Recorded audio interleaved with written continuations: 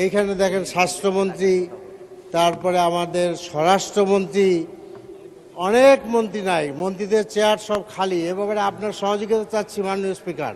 শুকুর করেন যে অর্থমন্ত্রী অন্তত আছেন এখানে। মাননীয় স্পিকার, আপনাকে অনেক অনেক ধন্যবাদ।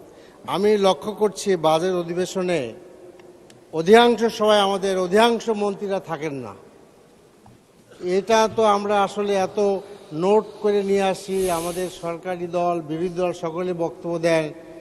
এইখানে দেখেন স্বাস্থ্যমন্ত্রী, তারপরে আমাদের স্বরাষ্ট্রমন্ত্রী, অনেক মন্ত্রী নাই, মন্ত্রীদের চেয়ার সব খালি। এবারে আপনার সহযোগিতা চাচ্ছি মাননীয় স্পিকার। ধন্যবাদ। ধন্যবাদ। অধিবেশন আমরা মাননীয় মন্ত্রীদের আরো উপস্থিতি দেখতে চাই। শুকুর করেন যে অর্থমন্ত্রী অন্তত আছেন এখানে, কিন্তু অন্যান্য মন্ত্রীদেরকেও অনুরোধ জানাবেন সংসদ সদস্যদের পক্ষ থেকে। বাজেট সেশন গুরুত্বপূর্ণ সেশন, তারা থাকলে আমরা বাধিত হব। চিফ হুইপ বলেন। মাননীয় স্পিকার, বাস্তবতাটা হলো এই যে অনেকে রাষ্ট্রীয় কাজে বা বিভিন্ন কাজে ব্যস্ত থাকে, এটা ঠিকই। তবে সংসদে তাদের আসা উচিত, আসলে ভালো হয়।